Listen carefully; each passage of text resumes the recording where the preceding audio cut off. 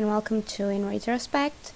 We will be reviewing Howl's Moving Castle, both the movie and the book. Howl's Moving Castle, it's a Studio Ghibli movie that was released in 2004 and was based on Diana Wynne Jones' novel with the same title that was published in 1986. I'm going to do a brief non-spoilery section for the people who haven't seen the movie or read the book, and I'll tell you why to me it's worth to read and see both of them. Both the book and the movie are about Sophie, a young girl that is put under a curse by the Witch of the Waste. She lives in Ingary, a fictional land where magic exists, and after being put under the curse, she goes to the moving castle that belongs to Howl, a wizard that is rumored to eat girls' hearts. And then the story starts to unfold there. About the movie, if you like Studio Ghibli, I don't think you even need the non-spoilery part to just jump right in and watch it. It's my favorite movie, not that I have watched all of them. The book, to me, was really fun as well. If you've done it like me and seen the movie first, I think I really liked it because of all the differences that they have. It's still a good read even after all these years, and I really like Diana Wynne Jones' writing style. The only thing that I would point out is maybe the pace of the story. It's considerably slower in relation to the movie, and there are some other details as well, but I'll talk about them in the spoilery section. But overall, I really enjoyed it. It's a fun, light read.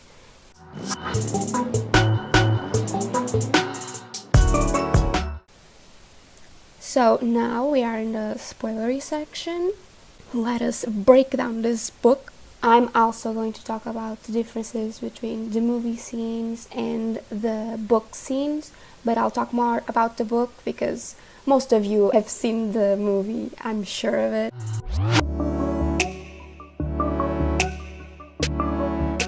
In the book, Sophie has 3 sisters. She is the eldest. The middle sister is Letty, and the youngest sister is Martha. Both she and Letty have the same mom. Martha's mom is the second wife of their father. So up front, the biggest difference right off the bat, it's Martha and Letty, because in the movie you only see Letty and she's barely in it. And both of them in the movie, there's a little story arc for them, and that's just one of the major differences in itself. So their father dies, and they have a really big debt, and so Fanny, which is both Sophie and Letty's stepmother and Martha's mother, she tells the girls that she'll have to send them somewhere to search for their future, search for their fate. So Martha, the youngest, is to be sent to be a witch's apprentice. Letty is to be sent to a cake shop, Cesare's cake shop, I think. And Sophie, because she's the eldest, she's set to inherit the shop, which to her it's a bit like the confirmation of her fate, that it will be boring and it will be just like what she was already expecting, which is a bit ironic, honestly, because in history we know that the eldest son is the one that inherits everything, and that's the one that you want it to be. So one of the days she goes to visit her sister Letty, and she meets Howl, but we don't know it. Like in the book, it's not stated that it's him. Only at the end do we know about that. She meets him really briefly.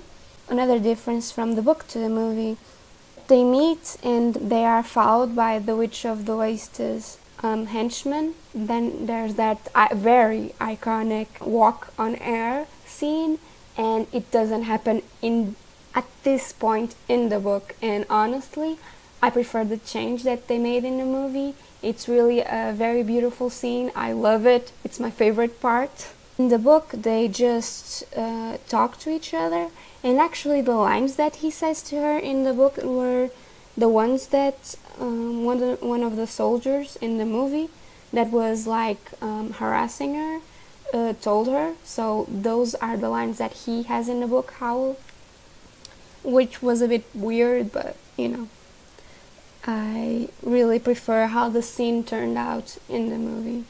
So she goes to Letty, and now the sisters arc starts.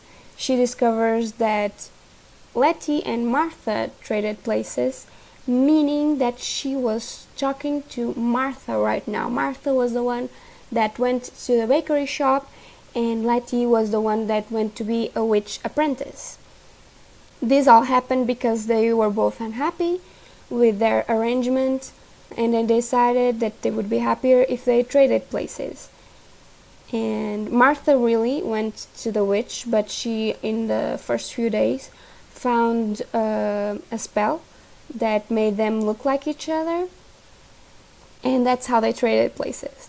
To me, this is a bit messy plot point, because you have to keep remembering throughout the story like which sister is which, and you barely know them to actually identify each of them, which you are barely really introduced to them. So I'm not mad that in the movie they kind of cut the sisters plot, because honestly you never really know them. So Sophie has a visitor, which is the Witch of the Waste, with a page boy. There is a big difference between the book and the movie that I do not agree with. That is the Witch of the Waste herself. Her own appearance, actually. So here is a quote from the book.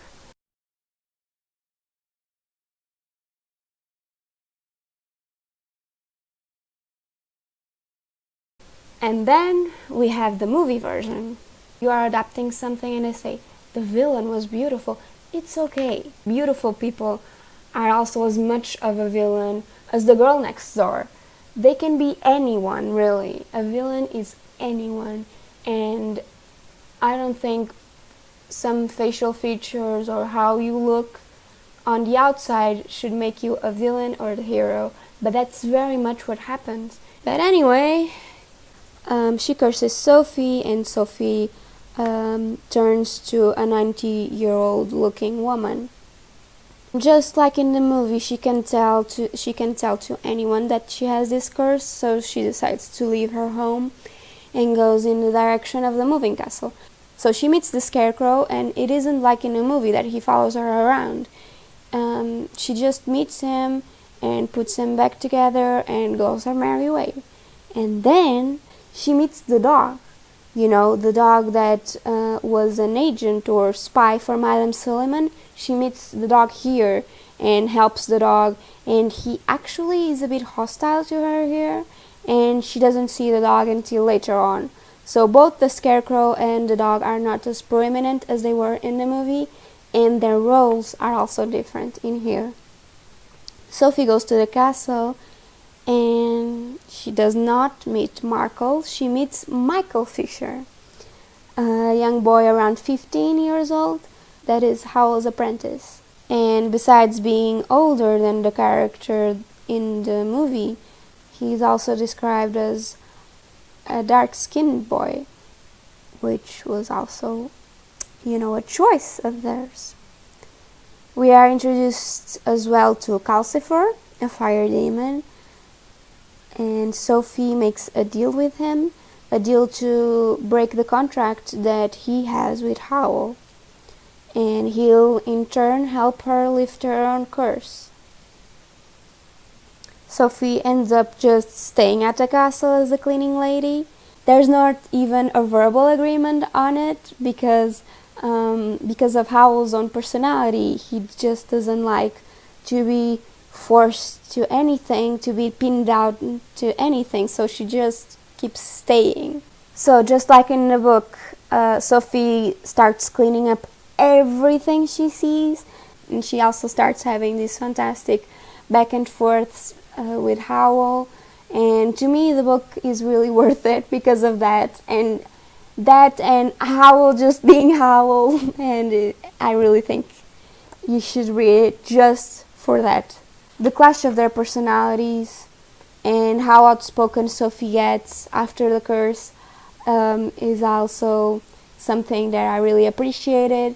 I appreciated how being a 19-year-old woman gave her the confidence to just speak her mind, and I really thought that was a good plot point as well. And even though they have a clash of personalities and they love to point each other's flaws out, they also grow because of that, and it's really enjoyable. The most enjoyable part of this book is really the dialogues that they have with each other. So Howl has been going out, in and out of the house, and Calcifer and Michael's best guess is that he has been seeing a new girl. Both Michael and Calcifer, they say how he is a very fickle man and he does not hit girls' hearts or takes their soul away. He does, however, make them fall for him, and once they do, he just doesn't care. Then we have another scene that plays out exactly like in the movie.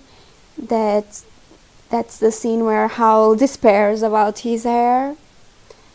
After Sophie has cleaned everything, the spells in his bathroom aren't all in the right places, so his hair turns ginger and actually gets bright pink. But he just uses it anyway, he just rocks it, he doesn't care.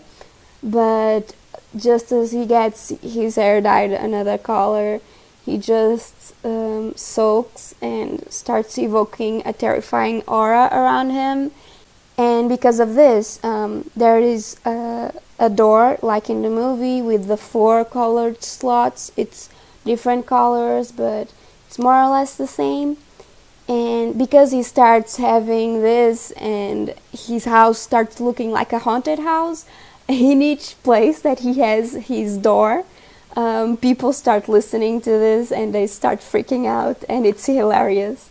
And both Sophie and Michael have to go out for a bit and then come in, and then they talk to him, and this is all because of a girl that he has been seeing, and this girl is none other than Letty, which in this case it actually means that it's Martha. So you see, this is kind of complicated to follow sometimes. So he is seeing this girl Letty, which should be Martha, and Michael is actually dating her, which is another little plot point that makes this even messier. So Howl goes to visit True Letty. Yes, we are going to call them like that for now. Sophie also decides that she needs to visit her to also warn her about Howl, but she feels unwell because she is scared by the Scarecrow. The Scarecrow actually doesn't become her friend. She just keeps being scared by him throughout the whole book, which is another difference from the movie. She gets so scared that she feels unwell and she has to tag along with Michael to go see True Letty. Sophie then snoops around and she sees that Howl's in the garden with True Letty. But the most shocking thing was that when Sophie saw Howl, he was actually kneeling on one knee, holding Letty's hands and talking to her. When I read this, I was like, they didn't put this in a movie? He actually dated her sister? So both Michael and Sophie get back to the castle, and Howl gives a spell to Michael for him to work on it. That ends up being the curse that Howl gets from Sophie's pocket in the movie. They realize that this spell or riddle refers to a shooting star, and they try to catch one. And both Michael and Sophie go, and Michael does catch one, but the star just tells him that it's supposed to die and just slips from his hands and dives to the ground. And it's a really weird scene, and even Michael and Sophie feel uneasy by what happens, and they both go back home. And Howl later says that it's not really a spell, he calls it a song. I wish the magic system was a bit more explained. Howl sees the song and he says he needs the next verse, So he, Sophie, and Michael go through the castle's door with the knob turned black down. In the movie, it's different.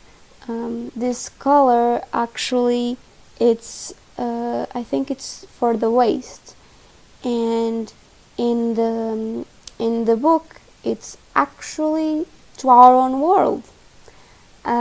More specifically to Wales, which is where Howl is from.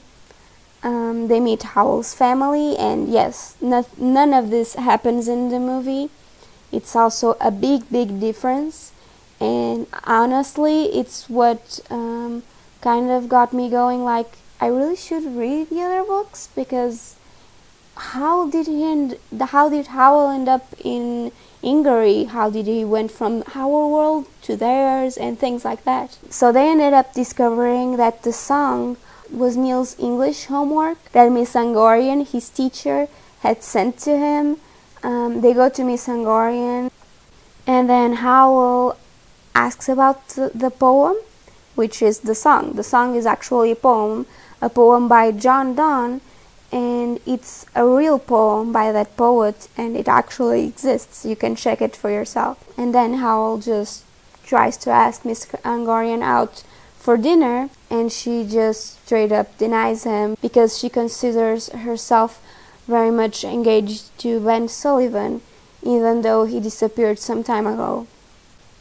So, the wizard Suliman, see, Ben Sullivan, wizard Suliman, yeah, it's the same person.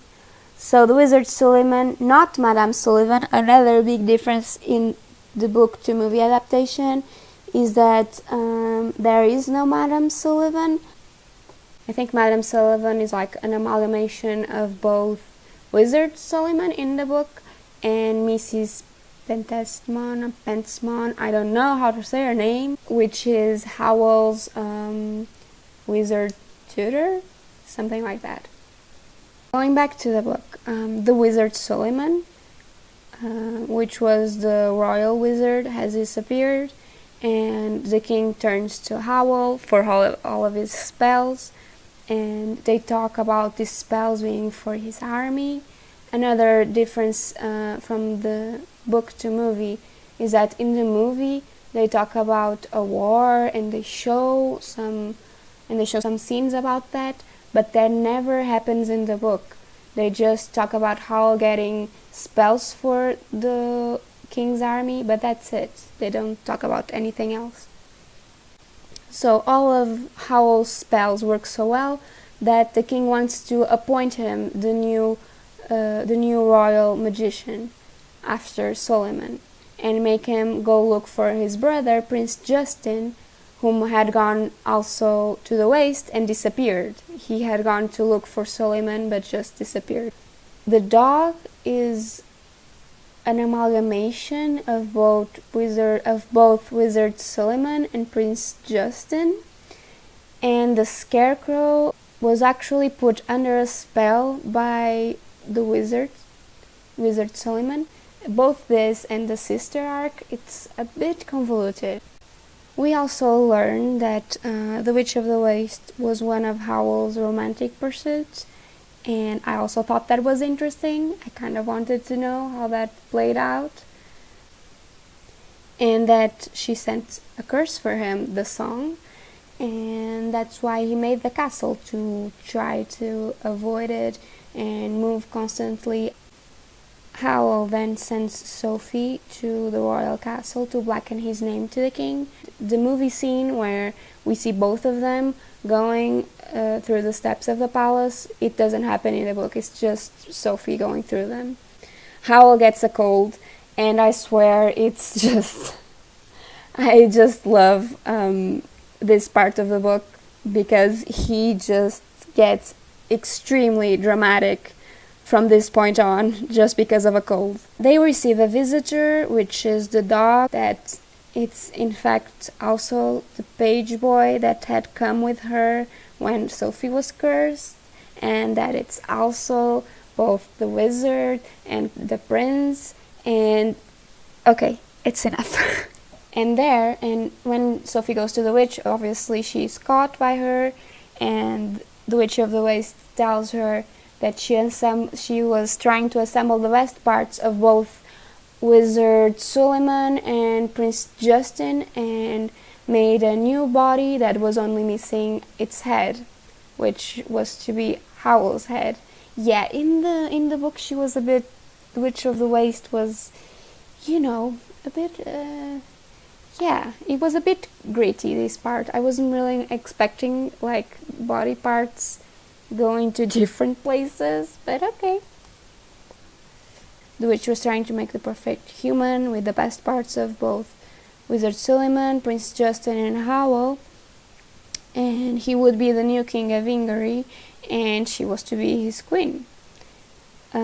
So Sophie uses her magic, which is basically talking life into inanimate objects, and she does this at the beginning with the hats, and then she does this with the scarecrow, and in here she does this with her walking stick.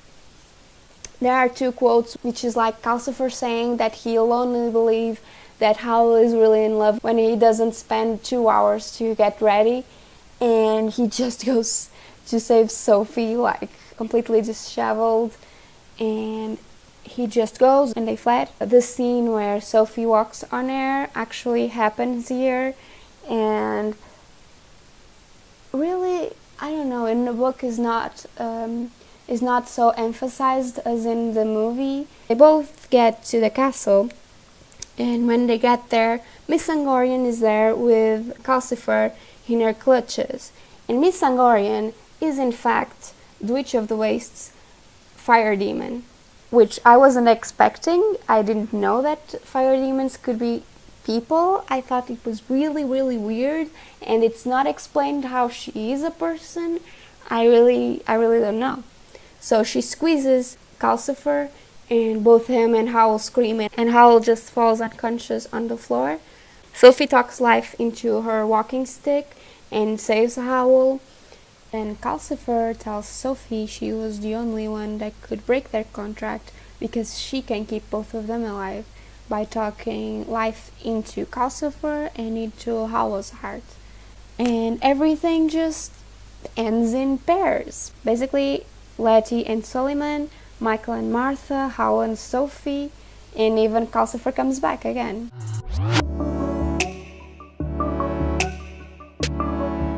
The book, in comparison to the movie, has two convoluted plot points: the sisters arc and the whole Wizard Suliman and Prince Justin, and they are never really fleshed out.